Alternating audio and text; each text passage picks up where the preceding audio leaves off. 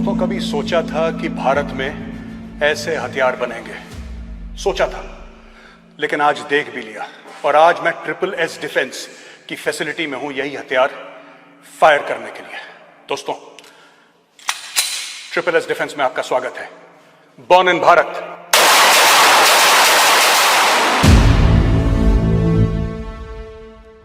बात करते हैं आत्मनिर्भर भारत की, यानी कि भारत के पास वो सलाहियत, वो कैपेबिलिटी कि इंडिया अपने वेपन्स खुद बनाए और बाहर से इंपोर्ट ना करे। इसी कहानी की तलाश में हम पहुंचे बैंगलोर। इस वक्त मैं फैक्ट्री प्रेमिसेस में हूं दोस्तों, SSS डिफेंस की। पीछे ये फैक्ट्री है और ये प्रेमिसेस है उनका, और यहां पे सारे के सारे हथियार हैं। हथियार आपको इंट्रोड्यूस करवाने के लिए या आपको हथियार दिखाने के लिए हमारे साथ हैं फॉर्मर यानी कि एक्स हवलदार इंडियन आर्मी स्पेशल फोर्सेस किफायत हुसैन लोन। बहुत बहुत स्वागत है। जय हिंद, जय हिंद, जय हिंद दोस्त, जय हिंद। और हाँ, बहुत बहुत स्वागत है। 4 साल पहले हम इनसे मिले थे नाहन में, अब हम यहाँ पे मिल रहे हैं अचानक। तो आइए और हमें ये बताइए कौन से वेपन्स हैं। ये पिस्टल है, इसकी क्या खासियत है? 9mm ही होगी? ये सब 9mm है। इसका नाम G72P रखा हुआ हमने। अच्छा। और इसके साथ हमारे पास 10 राउंड मैगजीन भी है और 15 राउंड मैगजीन भी है, 20 राउंड मैगजीन भी है इसके साथ ही। अच्छा, तो ये किस प्रकार से, यानी कि सिंपल से ऐसे? यस। और ये और करें वो सेम वो फायर हो जाएगा। अभी एम्प्टी मैगजीन है। हाँ, यही है इसमें? यस। अच्छा, और यहाँ से मैगजीन। इसके ऊपर हम जो है पिकेटिंग रेल भी देते हैं जी, जिसमें आप कोई भी डॉट साइड लगा के आप आसानी से टारगेट एंगेज कर सकते हैं। अच्छा। अगर आपका यू कट आपको क्लियर नहीं हो रहा है या डॉट साइड टिप नहीं दिख रही है, आप कोई भी नाइट साइड लगाओ इसके ऊपर या डे साइड लगाओ। 50 to 100 मीटर जो है ये आराम से रात को नाइट के समय आप आराम से फायर कर सकते हो। तो इसके ऊपर हम पिकेट नहीं रेल देते हैं। हाँ, बट इसमें मैं देख रहा हूँ किफायत कि ये बड़ा बहुत अच्छा कॉम्पैक्ट वेपन है ये। इसका बैलेंस भी अच्छा होगा। बिल्कुल सर, आप देखिए कि कोई भी पिस्टल जो फायरर होते हैं जी, सबसे पहले मेन उनकी ट्रेनिंग में ये होता है कि हाथ का ग्रिप वो किस हिसाब से बनाता है। ये ग्रुप में हाथ डाल। हाँ। अगर उसका ग्रिप बिल्कुल ही कंफर्टेबल रहेगा तो वो आराम से जो है टारगेट ऊपर किसी भी डायरेक्शन में, चाहे टेढ़ा करे चाहे सीधा करे, तो गोली एक्यूरेट जाएगी। जी, मेन ग्रिप के ऊपर होता है। फायरर जो है वो किस प्रकार से वो अपना ग्रिप बनाता है, उस हिसाब से वो एक्यूरेसी अपनी अच्छी कर सकता है। तो जैसे पकड़ने का तरीका सीधा यह किया और आगे से कॉक किया और सीधा सेफ डायरेक्शन लेके मैं फायर कर रहा हूँ, से लेके सीधा फायर। तो कहीं भी आप इस डायरेक्शन में आप फायर कर सकते हैं। अच्छा, बहुत ही हल्का और पोर्टेबल इसका इस्तेमाल आराम से आप कर सकते हैं। किसी भी अपनी पैरामिलिट्री में हो चाहे इंडियन आर्मी में हो, कहीं भी हम इसको यूज कर सकते हैं। ये देखिए सब बहुत अच्छा है SSS डिफेंस। और यहाँ पे अगर आप देखेंगे लिखा है मेड इन भारत। मुझे देख के बड़ी खुशी हुई। इसमें आप देखेंगे लिखा है मेड इन भारत। तो ये वेपन है, ये भारत में बना है। अच्छा, वैसे सारे ही वेपन भारत में बने हैं, लेकिन मैंने आपको दिखा दिया लिखा है made in Bharat. That's very nice. अच्छा, ये कौन सा वेपन है? ये सब हमारे पास है 9x19 SMG। इसका इस्तेमाल हमारी इंडियन आर्मी में या किसी भी स्पेशल फोर्सेस के अंदर जो है रूम इंटरवेंशन के लिए इस्तेमाल करते हैं, ताकि जल्दी से जल्दी जो है ना किसी को हम दुश्मन को एंगेज कर सकें। रूम एंट्री करते समय जो है इसका एक्यूरेट 700 से 800 राउंड जो है 1 मिनट में निकालती है। इसकी 2 प्रकार की मैगजीन आती है हमारे पास। ये 30 राउंड मैगजीन भी है और इसके हम 40 राउंड मैगजीन बनाने की कोशिश कर रहे हैं, जिससे क्या है ज़्यादा से ज़्यादा उसको अम्युनिशन पावर का रिक्वायरमेंट हो तो वो उसको मिल सके जवान को। तो इसके लिए देखो एंगुलर ग्रिप दिया हुआ है साहब जी, और बिल्कुल कंफर्टेबल अपना बट स्टॉक दिया हुआ है। और ऊपर इसमें रेड डॉट साइड दिया हुआ है। रेड डॉट साइड आपके पास नहीं है तो आप इसका ओपन साइड भी इस्तेमाल कर सकते हैं, यूज कर सकते हैं। अगर रेड डॉट साइड में कोई प्रॉब्लम हो गया अचानक या बैटरी उसकी लो हो गई, तो आप जो है ओपन साइड का इस्तेमाल करके आप इसको इस्तेमाल में ला सकते हैं, अपने टारगेट को एंगेज कर सकते हैं। अच्छा, ये दिखाइए, ये ऐसा। अच्छा, ये वही काम है जैसे NSG वाले, MP5 वाले जो MP5 है या कहीं भी स्पेशल फोर्सेस में जो माइक्रो यूजी जो है इस्तेमाल करते हैं, सेम वैसे वेपन है। 9x19 जैसा अभी मैगजीन लगा हुआ है इसमें जी। तो मैगजीन अच्छा सेम। ये अच्छा, ये मैगजीन का ये इसका प्रोसेस है। ये इसकी मैगजीन है और ये यहाँ से मैगजीन जाएगी और ये आपका ऑटो सेमी और सेफ की पोजीशन। ये फायर सेलेक्टर स्विच इसका यहाँ पे है और कॉकिंग हैंडल ये रहा यहाँ पे इसका। दिस इज ठीक है।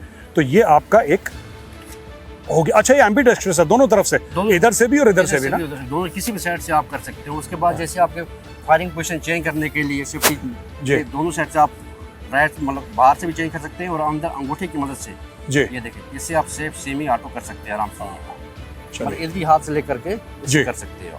Very good. उसके बाद हमारे पास ये है 5.56x45 है। ये शॉर्ट स्ट्रोक पिस्टन वेपन है जी जो कि हम इसको सीक्यूबी के लिए इस्तेमाल कर सकते हैं। इसके हमारे पास दो वर्जन है, एक 10.5 बैरल की और ये 14.5 इंच की बैरल है हमारे पास। ओके।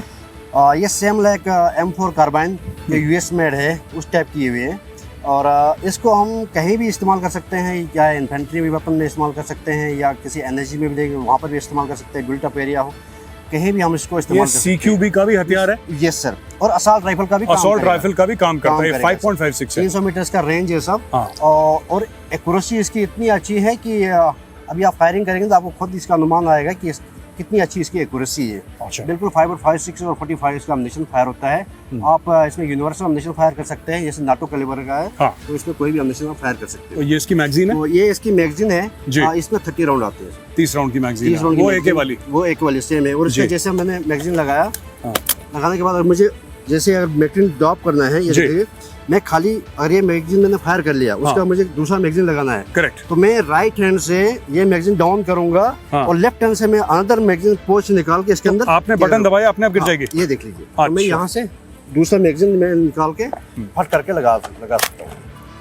उसके बाद अगर एक राउंड इसके अंदर पहले से पड़ा हुआ है तो ऑलरेडी मेरा फायर कंटिन्यू रहेगा। अच्छा, इसका कॉकिंग वाला मामला बिल्कुल M4 हाँ। जैसा ही है पीछे? बिल्कुल सर। हाँ, इसका ये बिल्कुल। बैक हाँ। साइड से इसका है, अब ये मैगजीन चली हुई है, हाँ। तो ये बैक साइड से है, आराम से इसको फायर करो। तो सर मेन इसमें इंटरेस्टिंग ये है कि आप बंदे के हाइट के हिसाब से, जैसे कोई आदमी हमारे इंडिया में कोई मोटा होता है, कोई लंबा होता है, कोई छोटा होता है, हाँ। वो अपने हिसाब से इसमें क्या एडजस्ट कर सकता है। बट हाँ। ये देखिए, कोई लंबा आ गया, थोड़ा उसको लंबे की जरूरत पड़ गई, तो वो क्या अपनी स्टिक के हिसाब से ये एक्यूरेट कर सकता है। जी। अभी मुझे जो थोड़ा आगे करना है तो मैं इसको एडजस्ट आगे कर लूंगा, स्टॉप हो गया, और यहाँ से मैं आगे आराम से। मैं 1 मिनट देखता हूँ मेरे कहाँ पे एडजस्ट हो रहा है ये। जी sir. So if I take this like this,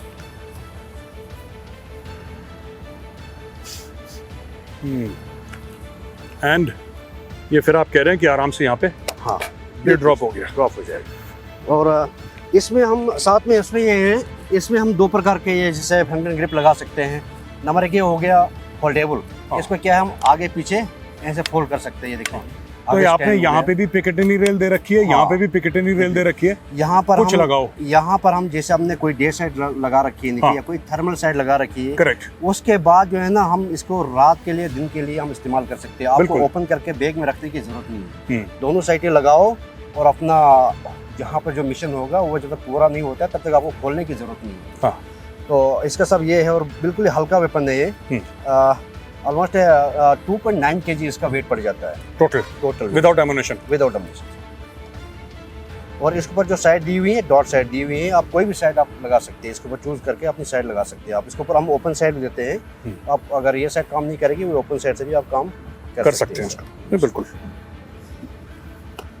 उसके बाद ये वाला कौन सा है?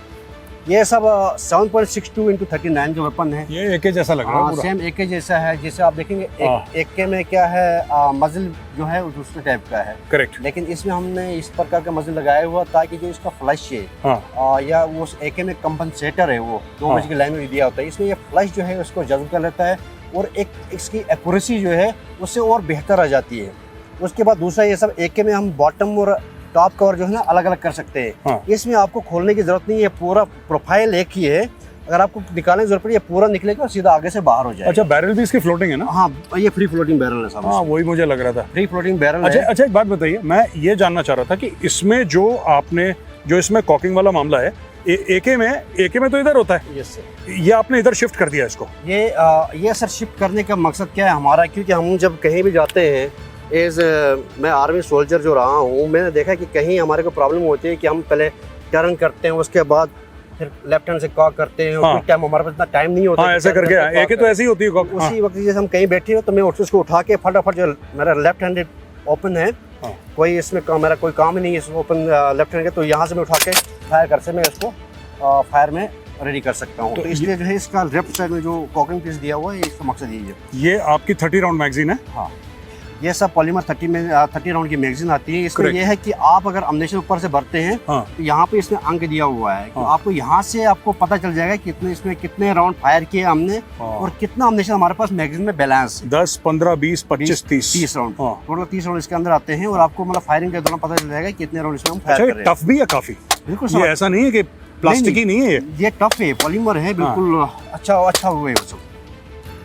इसमें सब जैसे एंगुलर ग्रिप दिया हुआ है। हाँ। आप इसको ये दूसरा फोल्डेबल जो है वो ग्रिप भी लगा सकते हैं और यहाँ पर आराम से ये देखिए हाँ। बीच में इस गेप को किसी उंगली के बीच में ऐसे फंसा देंगे तो ये एक्यूरेट जो है फंस सकता है और यहाँ पर लेके आप आराम से एम लेके फायर कर सकते हैं। इसका भी सेम है सब, बट एक्सटेंड कर सकते हैं, बट आगे कर सकते हैं और इसका बट फोल्डेड है कि आपको अगर लगा कि नहीं हम इसको फोल्ड करके किसी गाड़ी में हमने बैठना है तो आप इसको फोल्ड करके आप आराम से इसमें बैठ सकते हैं। तो आप इसको फिर as an assault rifle, as a CQB weapon आपको जो इस्तेमाल करना है, क्योंकि सीक्यूबी के लिए होता ही इस्तेमाल लेके तो ये तो सीक्यूबी के लिए हम इस्तेमाल करेंगे लेकिन एज ये असॉल्ट राइफल के लिए हमने बनाया हुआ है। हाँ, नॉर्मली असॉल्ट राइफल। इसका रेंज कितना होगा? इसका रेंज ऐसा 400 मीटर, 400 का, 4 to 500 मीटर। अभी हमने 400 मीटर तक इसका फायरिंग किया हुआ है। हाँ, तो इफेक्टिव रेंज 400 मीटर।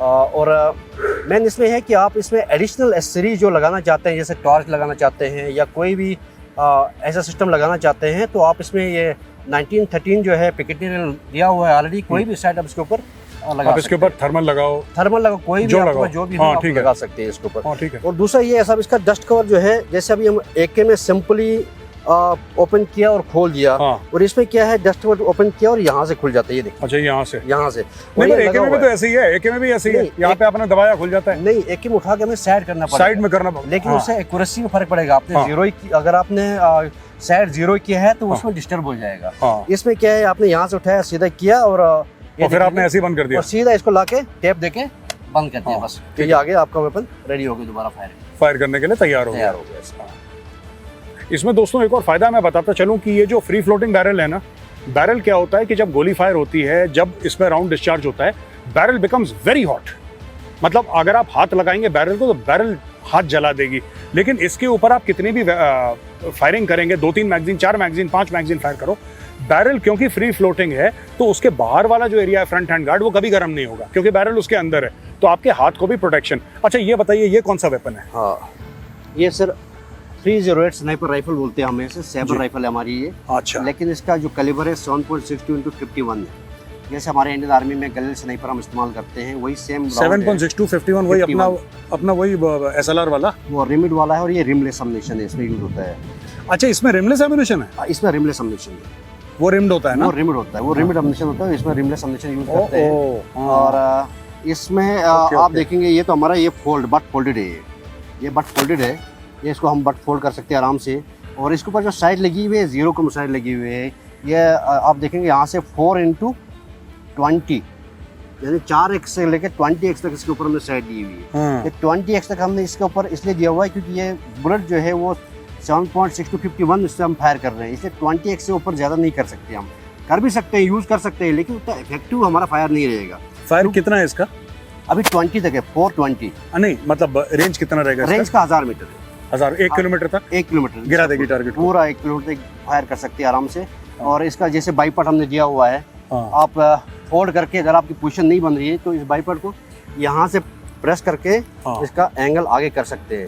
जैसे ये किया मैंने, अगर आपकी पोजीशन नहीं बनी है आगे भी लॉक हो जाएगा, आगे भी लॉक हो जाएगा और वैसे ही ये सेम पीछे की तरफ हो जाएगा। अच्छा, अगर आपको बाईपार्ट नहीं चाहिए तो इसको फोल्ड करके रखो, सैंडविच के ऊपर से करना है। एक मिनट जरा, मैं एक बार इसको हाथ में, आप थोड़ा सा साइड में हो जाओ, मैं लेट के जरा लाइन पोजीशन लेके जरा इसको समझता हूँ इस वेपन को।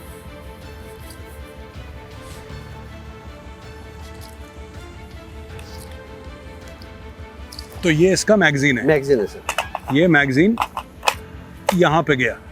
अच्छा, इसका कॉकिंग हैंडल यहाँ पे गया? यहाँ पे। तो मैंने ये कॉक करा, बिल्कुल ये राउंड गया, मतलब राउंड है नहीं यहाँ पे, मैं सिर्फ बताने के लिए कह रहा हूँ, ये राउंड गया चेम्बर में, राइट? और हाँ, चिप को 70 to 80 mm जो है ना, अपनी आँख को आई रिलीफ रखते हुए, आप मून को क्लियर करते हुए आप टारगेट के एम लेके आप फायर कर सकते हैं। बिल्कुल दोस्तों, ये मैंने बिल्कुल क्रॉस है टारगेट पे। यहाँ पे take a deep breath Exhale, stop, and slowly squeeze the trigger. Down. बहुत ही शानदार हथियार है तो इसको फायरिंग भी अब करेंगे, लेकिन इम्प्रेसिव है ये तो बढ़िया। अच्छा ये क्या है? और साथ में इसमें ये सब हमारे पास जो है ना, ये जो मैगजीन है ये 5 राउंड मैगजीन है जी, और हमारे पास 10 राउंड मैगजीन भी है और 15 राउंड मैगजीन भी है इसी के साथ ना? इसी के साथ जी। अभी हमने 5 राउंड मैगजीन, इसमें 5 राउंड आते हैं और इसी का हम ज़्यादातर इस्तेमाल करते हैं यहाँ पे। अच्छा, ये सब मेन हमारा जो वेपन है जिसकी रिक्वायरमेंट है इंडियन आर्मी को, जी खासकर इंडियन आर्मी को, जी एज इंडियन आर्मी सोल्जर जी हमारे को इस टाइप का वेपन इसलिए चाहिए क्योंकि हम जो भी वेपन लाते हैं बाहर से इंपोर्ट करके लाते हैं जी। और उसमें अगर कोई भी हमारे को प्रॉब्लम नहीं रहती है तो हमें उनसे दोबारा कनेक्शन मतलब उनसे बात करना मुश्किल हो जाता है कि भाई हमें ये चीज़ चाहिए, तो वो टाइम से हमारे पास नहीं मिल पाता है। इसलिए हमने ये डिसाइड करके बनाया हुआ ताकि हम ये अपनी राइफ़ल को इंडियन आर्मी में यूज़ करें और कोई भी इसमें उनको आगे फ्यूचर में कोई कमी पेशी हो जाए तो हम उसको इम्प्रूव करके और इसको अच्छा कर सकते हैं। अभी तक हमने इस वेपन का पिछले 2 साल से हम इसका लगातार टेस्टिंग चल रहा है, लगातार हमारा ट्रायल चल रहा है और हर जगह हमने इसका 1500 मीटर तक हमने फायरिंग किया हुआ है और विदेश में जाके हमने 1200 मीटर तक इसका फायर ट्रायल दिया हुआ है और ऑलरेडी हमने इसका एक्सपोर्ट भी कर रखा हुआ है। तो इस दोस्तों ये फ्रेंडली फॉरेन कंट्रीज़ की बात कर रहे हैं, किफ़ायत जो बता रहे हैं फ्रेंडली फॉरेन कंट्रीज़ को ये वेपन प्लेटफॉर्म एक्सपोर्ट हो चुका है। बाहर वाले देश इसको खरीद रहे हैं, इसको पसंद कर रहे हैं और एक्चुअल ऑपरेशंस में इस्तेमाल कर रहे हैं जी। तो इसमें सबसे मेन ये बता दूँ, पीछे बट से इसका भी बट एक्सटेंडेबल है। यहाँ से आप खोलेंगे तो स्क्रू क्या है बट एक्सटेंड हो जाएगा पीछे आदमी के हिसाब से जी। उसके बाद ये चिक रेस्ट है, ये भी आप यहाँ से थोड़ा ढीला करोगे तो ये ऊपर नीचे आप यहाँ से कर सकते हैं। ये बटन दबाएंगे तो ये पुश बटन है, ये दबा के ऊपर नीचे कर सकते हैं। उसके बाद सेम ये आगे कॉकिंग हैंडल हो गया, ये कॉकिंग हैंडल हो गया। अच्छा ये क्या है यहाँ पे इसको? अच्छा ये फ्लिप कवर है, आप जैसे रेन हो गया या सैंड बचाने के लिए, उससे बचाने के लिए ताकि अंदर कोई डस्ट वगैरह न जाए। चाल वाले पुर्जे हैं? हाँ ये चाल वाले पुर्जे उनको बचाने के लिए जैसे ये अच्छा है ये तो ये जो है ताकि हम कहीं पानी के अंदर से निकल जाते हैं या कहीं मड्डी एरिया होता है वहाँ से हम क्रॉलिंग करके निकल रहे हैं तो उस वक्त अपने अंदर वाले सिस्टम को बचाने के लिए हमने फ्लिप कवर किया हुआ ताकि अंदर कोई डस्ट या मड न जाए। दोस्तों एक और बात मैं बताना चाहता हूँ, क्यों बता रहे हैं ऐसा यहाँ पे किफ़ायत जो ये बात बड़ी लॉजिकल कर रहे हैं। देखिए ऐसा होता है कि ये एक प्रिसीजन वेपन है, मैं आपको बता देता हूँ। ये जैसे सोनार का काम होता है ना, स्नाइपर का काम वैसे ही है जैसे it's a very very very precise job. तो अगर कुछ भी होता है तो स्नाइपर राइफल फिर दाएं बाएं हो सकती है। अच्छा लोगों ने अक्सर लोग बताते हैं जैसे AK सीरीज हैं, AK-47 को आपने पानी में डाला, कीचड़ में डाला, थोड़ा सा हिला के ऐसे कॉक करा, टट फायर करेगी, वो ठीक है। AK-47 is a reliable weapon right, लेकिन क्या वो उतना एक्यूरेट वेपन है? शायद नहीं। स्नाइपर राइफल क्या होता है कि एक बार में एक राउंड निकलता है, लेकिन दैट इज एक्यूरेट। आपने क्या बोला 1500 मीटर तक? 1500 मीटर तक it can, this is the effective range of fire. 1200 पे विदेश में जाके कर चुके हैं, 1500 इंडिया में इसका रेंज की टेस्टिंग हो चुकी है, ऑलरेडी हो चुका है 1200 मीटर। चलिए एक बार मैं ये चाहूंगा कि मैगजीन लगा के आप पोजीशन हमारे व्यूअर्स को दिखा दें कि स्नाइपर पोजीशन कैसे लेता है। और सर मैं इसमें और एक बात ऐड करना आप बताइए फिर आप पोजीशन लीजिएगा। जैसे हमने इसके ऊपर सेम यही साइड लगाया हुआ है, 0 कम लगाया हुआ है और ये साइड जो है 5x से लेके 27x तक 27x जूम कर सकते हैं। हाँ यहाँ तक उसके बाद आपकी आई के हिसाब से यहाँ जो पीछे ये एरिया दिया हुआ है इससे आप आई एडजस्ट कर सकते हैं आँख के हिसाब से, आपकी मतलब रेजोल्यूशन पावर क्या है जी, तो आप इससे एडजस्ट कर सकते हैं और अपने टारगेट में ऊपर एम लेके आप आराम से फायर कर सकते हैं। ये साइड में जैसे पैरेलक्स हो गया और ये रेंज ड्रम है, जैसे अपर ड्रम हो गया, साइड ड्रम हो गया। बिल्कुल बिल्कुल। तो यहाँ से आप रेंज या ऊपर नीचे गलती उसको दूर कर सकते हैं। अच्छा इसमें क्या है, बाईपार्ट दिया हुआ है सर, बहुत ही हैवी ड्यूटी बाईपार्ट है ये हमारा। हाँ बाईपार्ट जो है हैवी ड्यूटी है, इसमें आप जो है कितने भी वेट का वजन डाल दो या 50 कैलिबर आप इसके ऊपर रखो, 5 वाल जिसे हम स्नाइपर राइफल बोलते हैं, हाँ। वो भी इसके ऊपर लगा के आप इसको सेट करके इसके ऊपर से आप फायर कर सकते हैं। तो आपको कोई शॉक उतना एब्जॉर्ब नहीं होगा या रिकॉइल आपको उतना एब्जॉर्ब नहीं होगा, क्योंकि ये जो बाईपार्ट है इसकी कैपेसिटी इतनी है कि उस शॉक को ये एब्जॉर्ब कर सकता है। उसके बाद दूसरा ये मेन पॉइंट है इसमें कि हम हमेशा स्नाइपर में जैसे डे साइड दिन में इस्तेमाल करते हैं, नाइट साइड रात को इस्तेमाल कर सकते हैं, तो हमें क्या ओपन करना पड़ता है जिससे हमारे जीरोइंग में इफेक्ट पड़ सकता है, क्योंकि स्नाइपर एक ऐसा काम होता है कि एक गोली एक हाई वैल्यू टारगेट को बर्बाद करने के लिए बना हुआ है। अगर वो एक गोली फायर नहीं हुई तो उसका पूरा एम खत्म, वहीं पर उसका मिशन सिस्टम खत्म हो जाता है।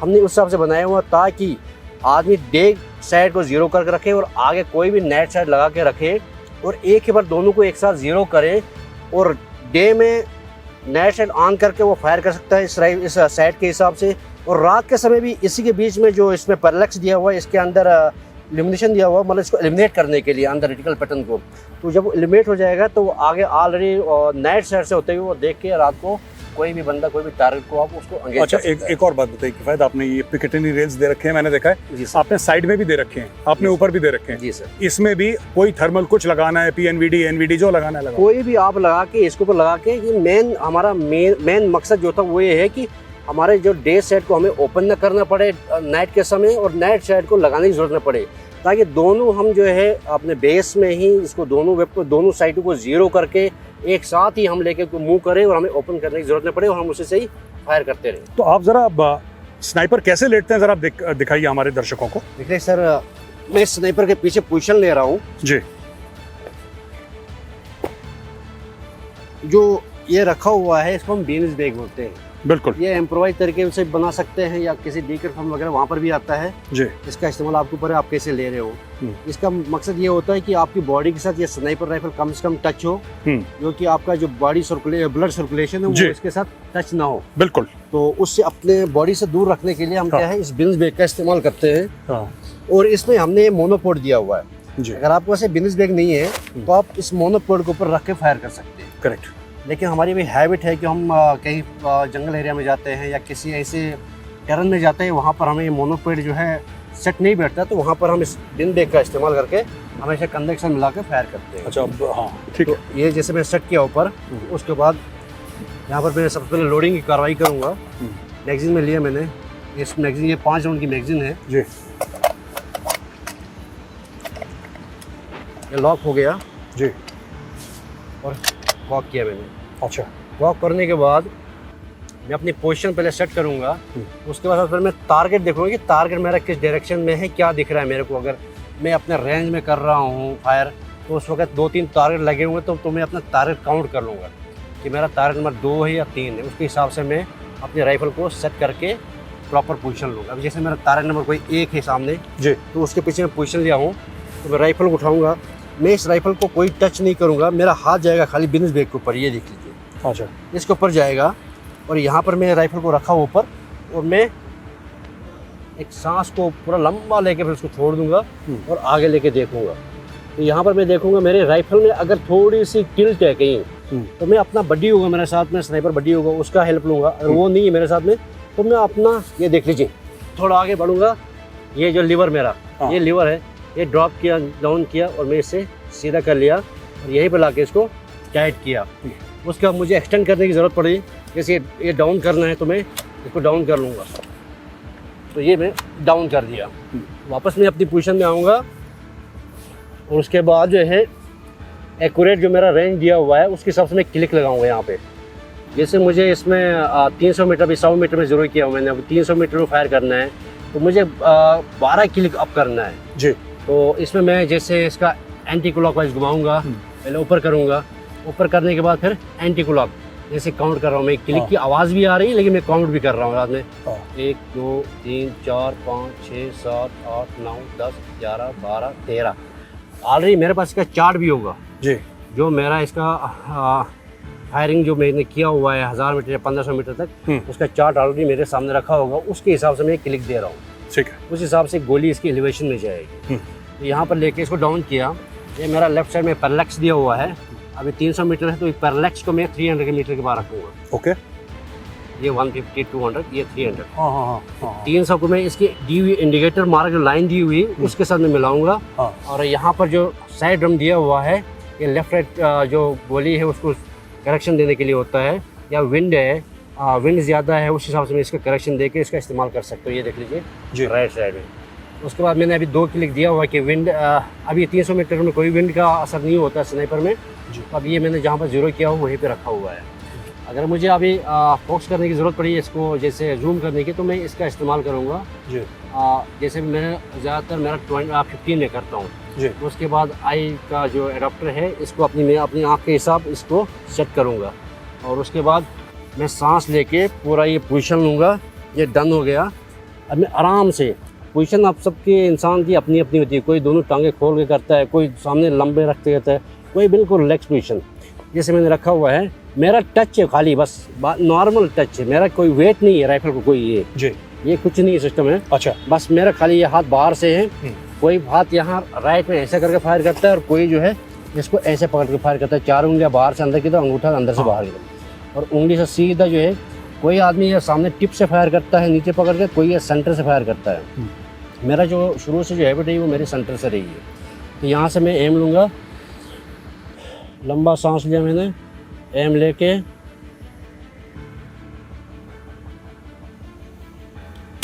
फायर, और उसके बाद यहीं पे मुझे सेकंड राउंड मुझे लोड करना है। तो मैं जो है फट इसको ओपन करूँगा, इजेक्शन हो जाएगा, खाली केस, दोबारा फट आके दोबारा फायर। यानी कि आपने अपना चेहरा नहीं हटाया, एम नहीं हटाई? एम नहीं हटेगा मेरा, मैं खाली जो है मैं देख रहा हूँ, मैं बस ऐसे ये देख लीजिए। आप 5 राउंड फायर करेंगे? 5 राउंड फायर में बस खाली ये मेरा जो है, मेरी जो एम जो है मुझे सेम जगह होना चाहिए, और मैं सेम जगह नहीं रखूँ। मेरा चेहरा हट गया तो मेरा जो टारगेट जो है वो साइड हो जाएगा, तो मुझे ढूंढने के लिए टाइम लगेगा फिर उसको। तो उस वक्त अगर कोई मुझे ऐसे मिशन मिला हुआ तो उस वक्त प्रॉब्लम हो सकती है। इसलिए चेहरा नहीं हटाना है, आँख को नहीं हटाना है, वहाँ से जो एम है वहीं पर देखते रहना कंटिन्यू, बस आपका खाली हाथ एक्शन कर रहा है बस जी। फायर करते रहो लगातार कंटिन्यू, जब तक आपके 5 मिनट पूरे हैं तक फायर करो। ये ऐसा स्नाइपर। उसके बाद जब खाली हो गया, एम्प्टी मैगजीन करो, दोबारा करके इसको पीछे करो, और दोबारा कॉक करके खाली करके दोबारा कार्रवाई हो गई, और इसका बोल्ट पीछे हो गया तो ये खाली है। खाली। चलिए friends, you know what this was. आपने देखा कि बाकी सब हथियार इन्होंने समझाए, लेकिन इसमें बहुत टाइम लिया। You just got a master class in sniper fire from one of the top snipers of the Indian army special forces, farmer of course, which is why he was so interested इतने मन से, क्योंकि यही काम ये करते आए हैं, कई साल देश की सेवा करी है ऐसे ही हथियार का इस्तेमाल करके। आइए चलते हैं, मैं आपको लेके चलता हूँ अब फायरिंग रेंज में। ये जो हथियार है ना, यहाँ पे हम आपको दिखाएं, वहाँ पे जाके एक्चुअल फायर करेंगे। इनका बड़ा खूबसूरत एक 150 मीटर्स का एक फायरिंग रेंज है अंडरग्राउंड। तो हम ईयर मफ्स पहनेंगे क्योंकि अंडरग्राउंड फायरिंग रेंज में आवाज़ बड़ी होती है, लॉट्स ऑफ साउंड, तो उसमें क्या है, ईयर्स डैमेज हो सकते हैं। खुले में तो कोई दिक्कत नहीं, हमें किसी चीज़ की आवश्यकता नहीं है, लेकिन अंडरग्राउंड एनक्लोज्ड कंक्रीट के अंदर ईयर मफ्स पहनेंगे। आइए फायरिंग करते हैं।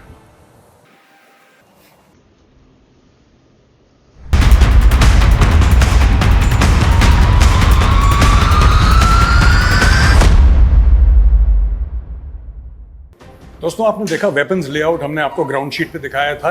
8 अलग किस्म के हथियार जो यहाँ पे इस ट्रिपल डिफेंस दिस कंपनी यहाँ पे बनते हैं। अब हम यहाँ पे आपको दिखाएंगे कि हथियार डिजाइन कहाँ पे होते हैं। आइए मेरे साथ, ये इनका है डिजाइन स्टूडियो, और यहाँ पे मिस्टर गिरधर हैं, हम इनसे मिलेंगे। हेलो मिस्टर गिरधर, कैसे हैं आप? Nice meeting you. And nice meeting you too, and thank you for appearing on our show. अच्छा, अब आप ये बताइए, ये क्या होता है, यहाँ पे डिजाइन होता है? Basically, this is all about the design. What I call it as a kitchen, basically, for of our entire facility. So here is the where we design the things, and we also have a basically we call it as a design area as well as a war area, where we have the brain, all the brain sitting here and discussing on the various things and coming up with the new ideas. So for example, if at all we consider this is a drop-in trigger. Acha. So as of now, no air platform weapons have a drop-in trigger, and this is the one what we have designed. What is a drop-in trigger? Drop-in trigger, see, what happens, this is the part. In this part, what happens, each and every individual parts has to be set into this, okay? This becomes complicated. The manufacturing error, everything accounts here. In our case, what happens, this is the only part which we are coming up. Okay, this can be separately assembled and tested. So this assembly will be bringing it up and putting it here with just the help of 1 dowel, 2 dowel, and 1 screw in the bottom. This will be set. Acha, aapka, what's your name, yaar? Sudarshan, is it? Sudarshan, what are you doing right now? So I'm in the process of developing DA trigger for DMR. What is DMR? Can you show us a photograph or a image of the DMR? this is the DMR which we are developing right now. This is designated marksman rifle. Designated Marksman rifle. Okay. The marksman who's with sniper uses this rifle. Okay. So this is basically in between assault rifle and sniper. Okay. So in this now I'm incorporating the drop-in trigger. Okay. So that's the process now I'm in. So not only the drop-in trigger is trying to implement here, incorporate here, he is also trying to incorporate a two-stage triggers, two-stage drop-in trigger. So what happens in a single stage? Here the person, the sniper, will not be able to take the aim or even bring this trigger up to a level where you want to shoot. So in drop-in trigger, what happens? You will be able to take it or leverage this trigger to a level where he can aim it and he knows where exactly he want to trigger. So that is the advantage of the Where you want to press the trigger. Where he wants to press the trigger. So there will be two press. Two press. Ah. Two press. Two So presses. that's called two stage. There will be first stage where he can listen the tuck sound so that he is ready now for shooting. Ah, That is the second stage. so he gets a warning Yeah, he gets Yeah. a warning. a second before it. Yes. Tuck, and Yeah. then Yeah, boom. that will increase the accuracy. And that will increase the accuracy Yeah. because it's not a sudden then Yeah. Yes. thing that happens. Thank you very much. Thank you very much. So we are into development of our own magazines also. We do the magazines of our own. As we all know that we are from the spring company, we develop our own springs. Okay. Okay. Yeah. So this is one more of the important workstations what we have here. Yes. So here, I think Mr. Rishi will take on from here. Yeah. So Rishi, Explain tell it, us what is this that you're designing? Yeah, this design is like a P72. It's like our AK version. So normally AK has a old design. You've seen that. So this one is incorporated for non-reciprocating charging handle Okay. and flip-up dust covers Okay. and foldable adapters and butt stocks. Okay. And one more thing, the useful this one ambidextrous selectors. Okay. So it will help for firer and also it's So ambidextrous easy on both the sides. Yes, both the sides. Left shoulder, right Left shoulder. hand or right side? Right side. Yeah. Yeah. Okay. And it has a foldable buttstock also. Yeah. Ah, Okay. All the AK versions doesn't have. Our version of AK has a foldable buttstock. excellent. And basically, it's non-ambidextrous selectors is having AK, but we are using ambidextrous selectors. All right. So thank you very much, Rishi. Yeah. It was indeed a pleasure. Thank you. Thank you very much. So this is where the design. We call it as a war room, we call it as War a room. design room, we call it as a brainstorming room. Everything happens here. The kitchen of this factory is this room. This is the kitchen of the factory. Yes. Thank you very much, Girdhar, for speaking Thank to us. you. It was Thank really a you. pleasure. Thank Friends with Mr. Girdhar, उन्होंने बताया ना यहाँ पे जितने भी weapons हैं ये खुद ही डिजाइन करते थे कि ये खूबसूरती है इस कंपनी की। ये खुद डिजाइन करते हैं, खुद कंसेप्चुअलाइज करते हैं, खुद मैन्युफैक्चर करते हैं, सब कुछ everything is in house except for very few components that are outsourced and वो भी within India mostly. Yes. So magazine भी खुद बनाते हैं, वेपन भी खुद बनाते हैं। अब इनकी एमुनिशन की फैक्ट्री भी यहाँ से करीब 200 किलोमीटर दूर इनकी एक एमुनिशन की फैक्ट्री है, 150-200 किलोमीटर दूर। They have a separate ammunition factory, so everything is in house and I think this is a true reflection of आत्मनिर्भर Bharat.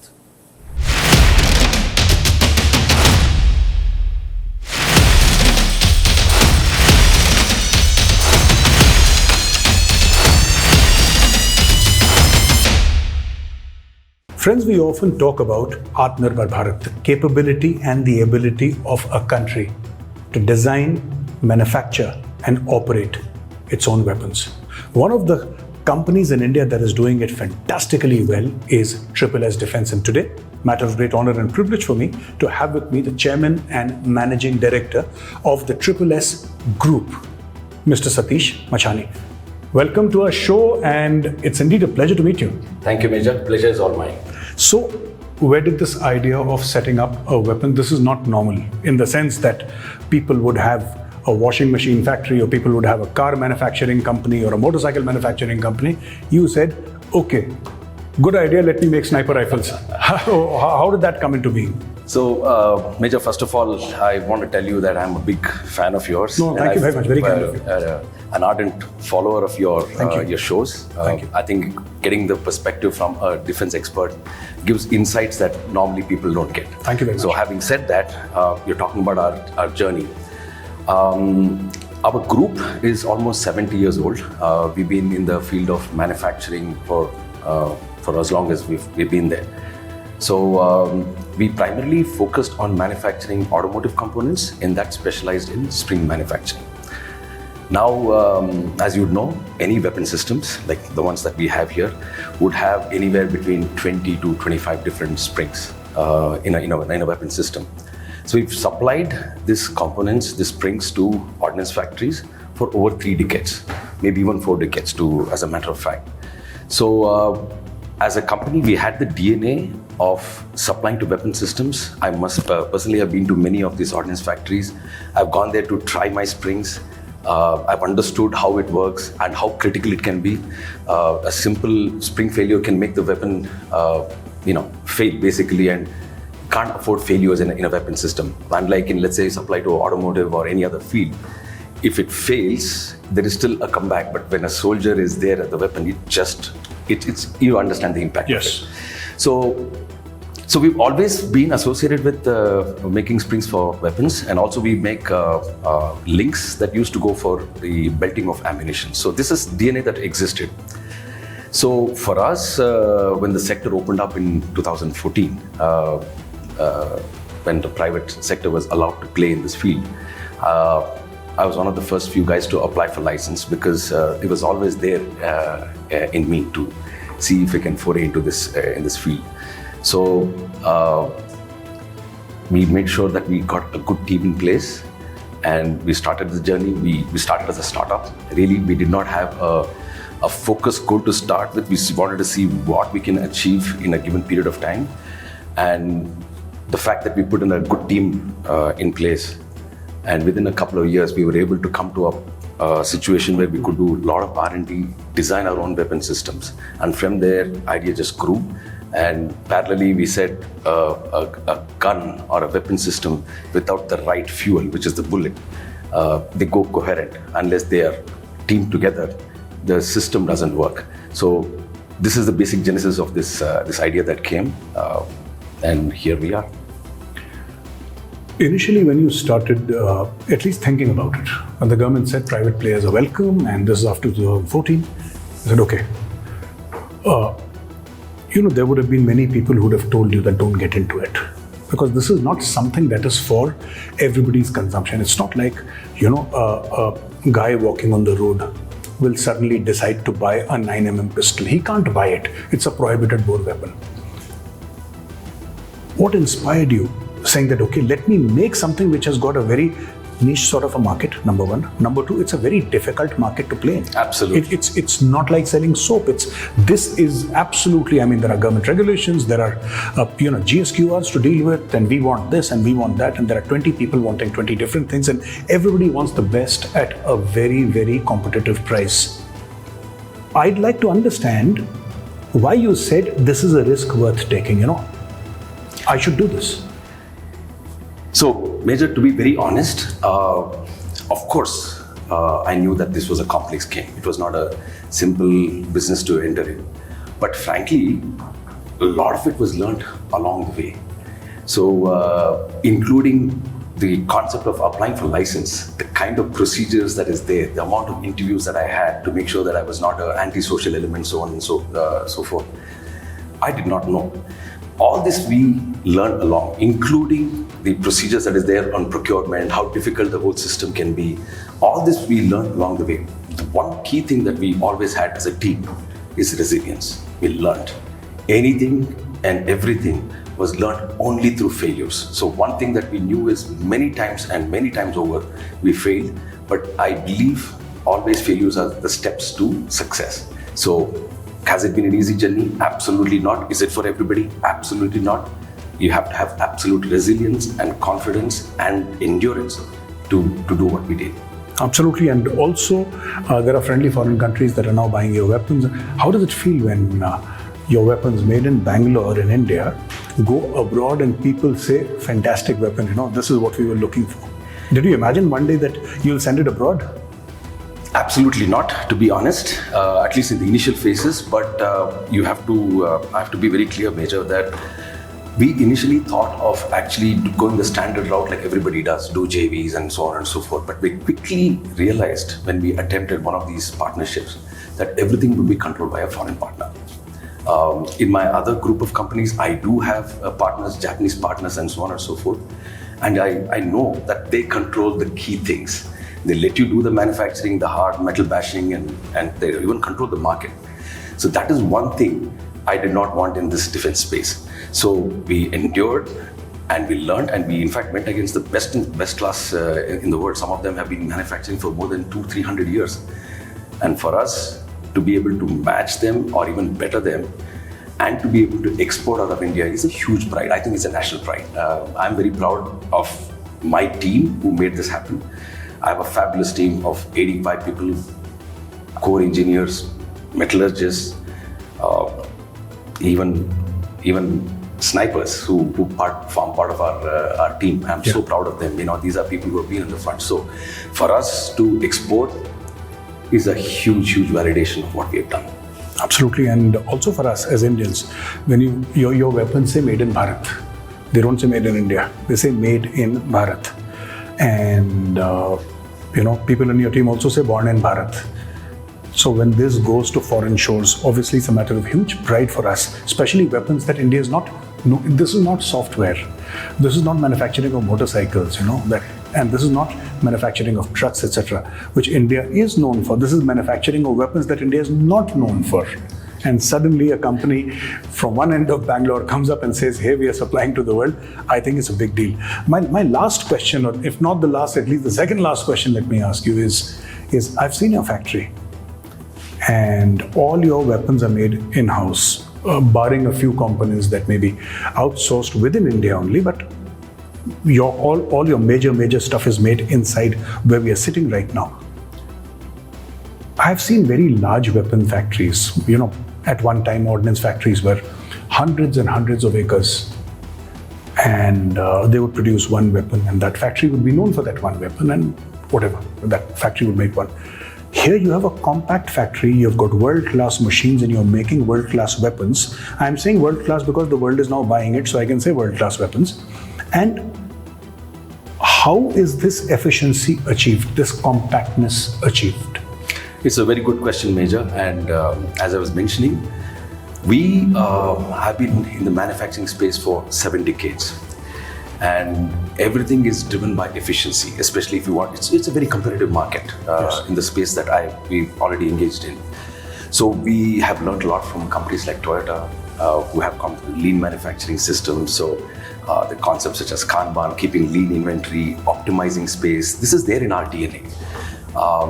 Generally not known in the weapon industry.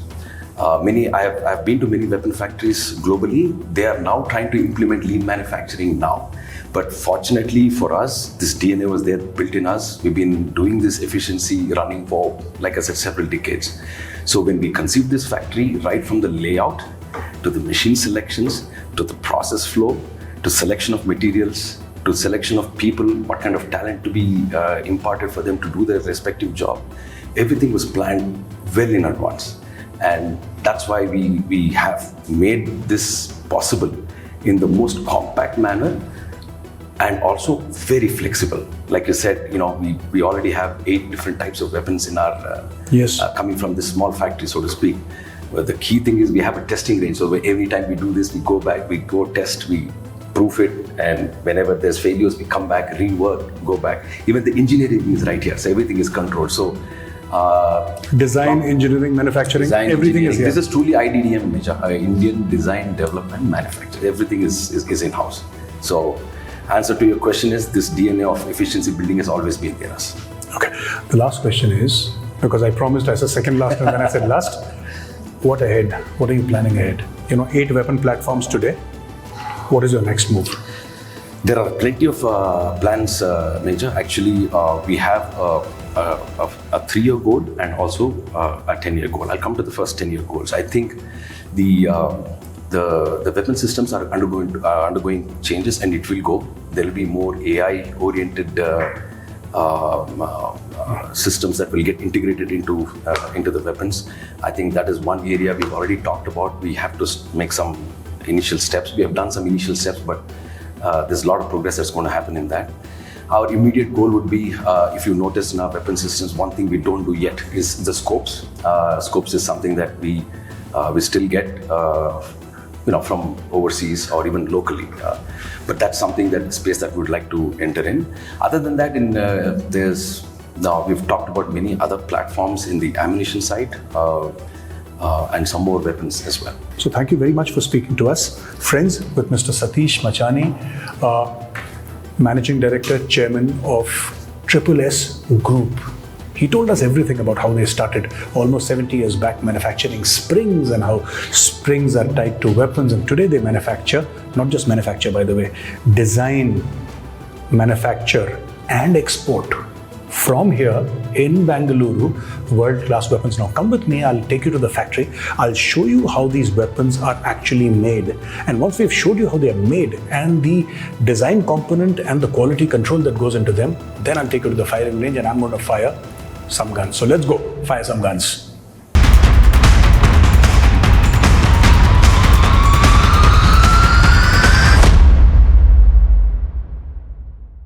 दोस्तों इस वक्त हम SSS डिफेंस के factory floor पे हैं. मेरे साथ हैं ये Vivek, he is the CEO of SSS defence. Dinesh हैं, ये चीफ टेक्नोलॉजी ऑफिसर हैं. Welcome to our show and thank you very much for allowing us into your factory. It was wonderful. आप बताइए विवेक, क्या दिखाना चाह रहे हैं फैक्ट्री में, कैसे बनती हैं वेपन्स यहाँ पे? तो कोई भी गन फैक्ट्री में जब आप शुरू से लेके एंड तक के सारे प्रोसेसेस देखते हो, हाँ. तब आपको समझ में आएगा कि एक वेपन की जो आर्ट है वो कहाँ पे रहती है और जो उसकी जो सोल है वो कहाँ से आती है, right? Many times we tend to gloss over the idea that a gun is just something that is made in a garage. क्योंकि US में जो लोग वीडियोस देखते हैं, उनको लगता है कि एक गन गराज में भी बन सकती है. वो एक गन बन सकती है. आप जब प्रोडक्शन को आप बार-बार उसको रिपीट करने की कोशिश करोगे, तो rigor of making a gun is what you understand. Yes. So today what we will show you is we'll take you through the process of making a sniper rifle from scratch to finish.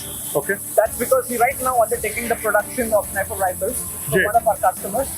This is India's very first .338 Lapua Magnum sniper rifle, 100% indigenously designed. We call it Born in Bharat.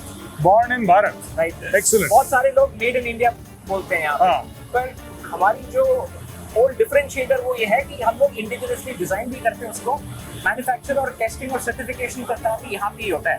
ये ऐसा नहीं है कि आपने बाहर से कोई transfer of technology ली और यहाँ पे आपने खुद डिजाइन करा है, डिजाइन किया हुआ, खुद मैन्युफैक्चर करा है और खुद एक्सपोर्ट भी कर रहे हैं और अंदर भी दे रहे हैं. चलिए गुड. अब बताइए. सब भारत में, बॉर्न इन भारत. जी. So I'll walk you through the process. Yes. Right. So this is the beginning of the story. Aluminum comes in a block. Raw block, solid block. Okay. Gets forged. So we do directional forging for achieving the strength, and then so the whole process is programmed on a computer. It comes from our drawing boards in the top to the computers here. We do all the programming, and then the part is fed into the machine. Okay. And the whole process is a single piece.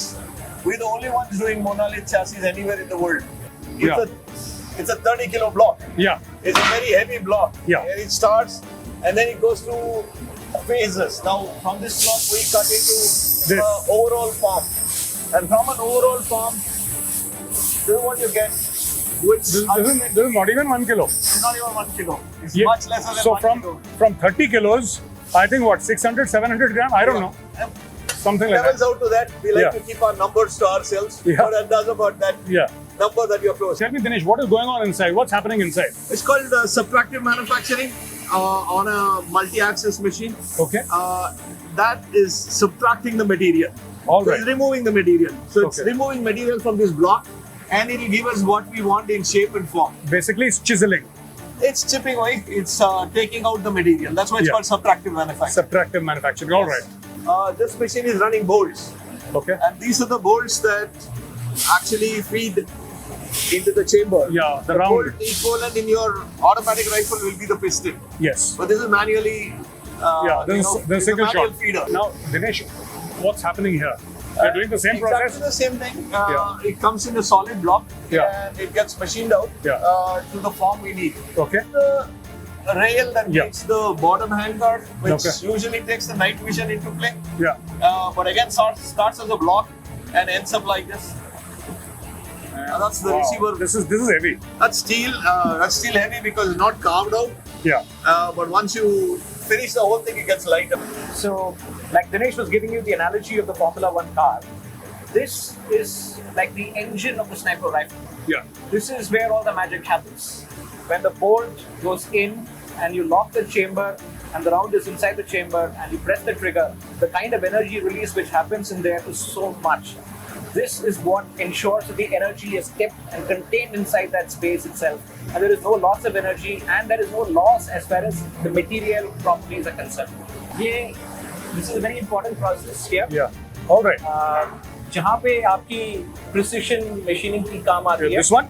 This Yeah. one. Okay. Yeah. What is this called, Vivek? ये है. This machine is called EDM wire cut machine. Okay. As you can see, there's a very thin spool of wire in there, hardly a few microns. This wire cuts metal. That wire cuts metal. How can this wire So cut he's metal? actually going to be showing you. You know a shape charge? Yes. Yeah. I know. This is a shape charge. Okay. This is a shape At, charge. Okay. At that micro level, it's a shape charge. He knows what to say to which guy. Yes. No? Yeah. It's a shape charge. Okay. Understood. So Please. the shape charge goes through steel. This is exactly what it does. Yes. दिखाइए. Show us.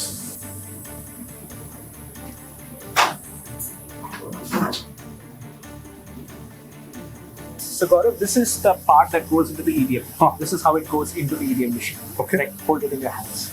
Okay. Feels heavy. Yes, it is. That's because there is a lot of material in the inside part. Yeah. अंदर का जो area है वो पूरा का पूरा. This is solid aluminum. This is solid. Solid steel. Steel. Steel. Solid Oh, this is steel. steel, is This it? is steel. Yeah. This Yeah. is solid steel. Okay. Give that back to me. Yeah. Hold it in your hands. Not even 1/3. Yeah. Right? You see this part here? It's all chiseled out, is it? It's all It's all scooped been out. taken out. Yes. It's all been scooped out. Yeah. It's all been scooped out. Yeah. Okay. And it's done in such a way you'll find very intricate structures on the inside. You see that the bolt face Yeah. not Absolutely. a simple. It's Yeah. not a simple circle inside. Yeah. You have No. all kinds of, Wedges and wedges and yeah. so that is what this machine does. Excellent. Come. So, Dinesh, where are we going next? We're going into We're gonna take you into the quality section. Acha, quality. All right. Let's See, go. it's very easy to walk away from the quality section, but Ah. not for us. We have to go back into the quality section every time. Back to the quality. The important thing is every part we make has to come here. Nothing leaves without coming here. Okay. So he certifies. This person here certifies or he tests. Okay. it. So let me put it. Yeah. Let me put it this way. Yeah.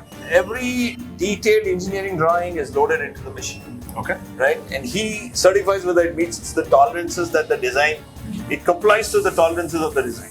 All right. And even if it's offset by like 10 microns, it gets rejected. So it has to be Just right. exactly like the way it should be. Okay. So But it's simply इसका जो धब्बा है हाँ. वो यहाँ पे final है. हाँ.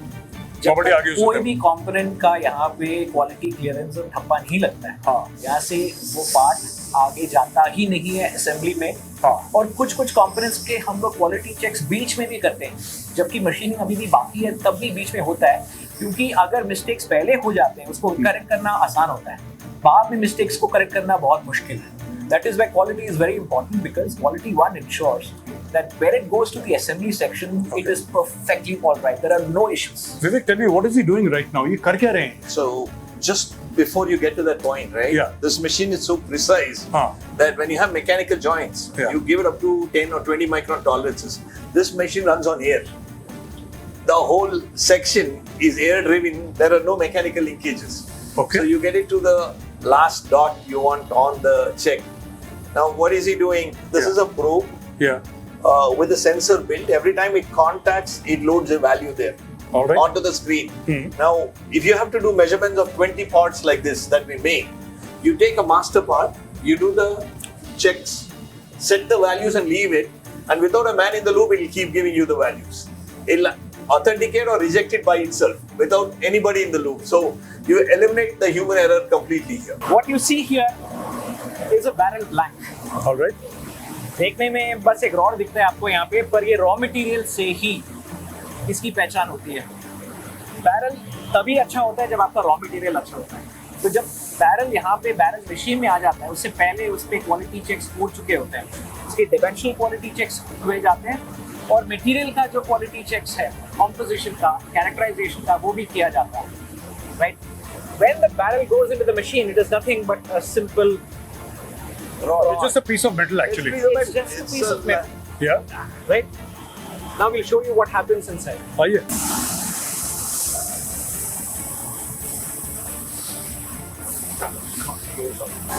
So it's saying that there is a coolant that is. There is a coolant. Very Yeah. important. Can I always. take a look? Yeah, you can.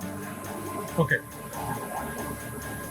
The coolant is important because of overheating or what? The Because coolant can dictate how good a barrel can come out also. Even the coolant is proprietary. okay. Yes. Acha, it's not like some random thing. That, No, no. absolutely not. The coolant, the oils, everything here is proprietary. And how long does it take to make a barrel? Now, No, I mean this the is drill the that hole. most, this is the most time consuming process. Yeah. Right. This probably will take close to about 8 minutes to complete the deep hole drilling, and there is a process which happens after that. जब आप deep hole drill करते हो, उसके बाद में अंदर का जो surface है वो rough रहता है.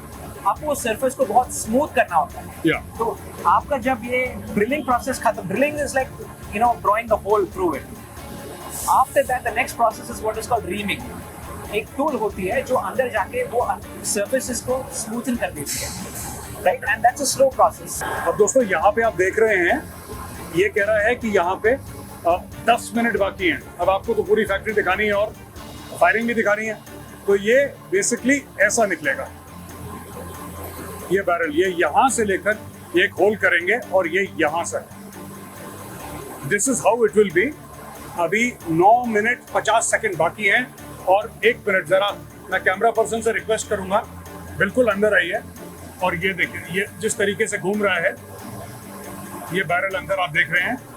इसकी पूरी ड्रिलिंग चल रही है थ्रू एंड थ्रू और ये एंड में ऐसी दिखेगी. So this thing now is an LMG barrel that we are doing it for a client, and it's already rifled in and Yeah. chrome. So both these processes are done in-house, fully automatic. You just load it at one point. Till the delivery, there's no man in the loop. Tell me something. You're cutting these grooves. Is this to increase the surface area for cooling? It's to increase surface area and to reduce the weight. Reduce So the by weight. cutting. Also. To reduce the weight. Yeah. So the fins give you a thermal coefficient that will decrease the heat, That's what I'm saying. and the Cooling. Yeah. grooves here Yeah. take away material to reduce the weight. Now it's designed to give you both in one design. That's what I was thinking. Why the grooves? Yeah. This is called fluting. Yeah. So I'll show you. That is how a chrome plated barrel looks like. Okay. So this is. You see the coating, the Yeah. white, silvery kind of a coating? Yeah. That is how a chrome plated barrel looks like.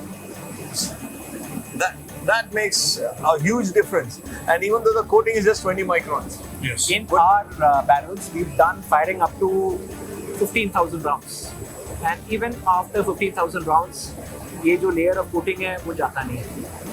And the best part with the chrome thing is that once it's not there, you can simply do it again also. We can do it again. we can do it It wears off. Yeah. But I'll tell you what, the metal will wear off before the chrome wears off. Yes. So you don't have to worry about it. Yeah, absolutely. Absolutely. Now I'll show you where we do our gun coatings. This Okay. coating is called Cerakote. This is on the surface. This is on the surface. Come please. हमारी एक part का अभी Cerakote शुरू होने वाला है. अच्छा. और my colleague here will show you how the coating happens. हाँ.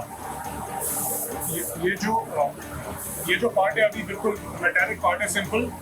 अभी इसमें ये कोटिंग करेंगे. बस अभी coating करेंगे. So it looks like he's painting it, but this is not a paint. It runs through a lot of pre-processes before it comes here. It's super cooled and then coated.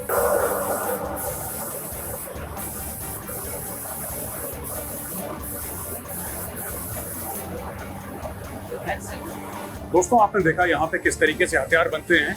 Metal के blocks को किस तरीके से इन लोगों ने drill करा है और वहाँ पे मेटल शेविंग्स निकाली हैं, प्रिसीजन मैन्युफैक्चरिंग करी है, और एंड में आपने देखा किस तरीके से इनके अलग अलग शेप्स और साइजेस और कलर्स में हथियारों को तैयार करा है. अब हम आपको ले चलते हैं फायरिंग रेंज. आपने देख लिया कि हथियार बनते कैसे हैं, अब देखते हैं चलते कैसे हैं.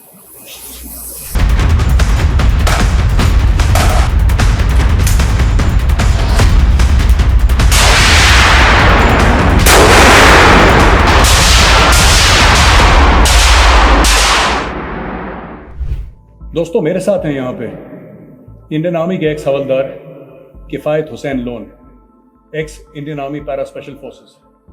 आज से 4 साल पहले हम लोग मिले थे नाहन में एक शूट के दौरान। तब ये स्नाइपर राइफल के पीछे थे और मैं इनका नंबर 2 था।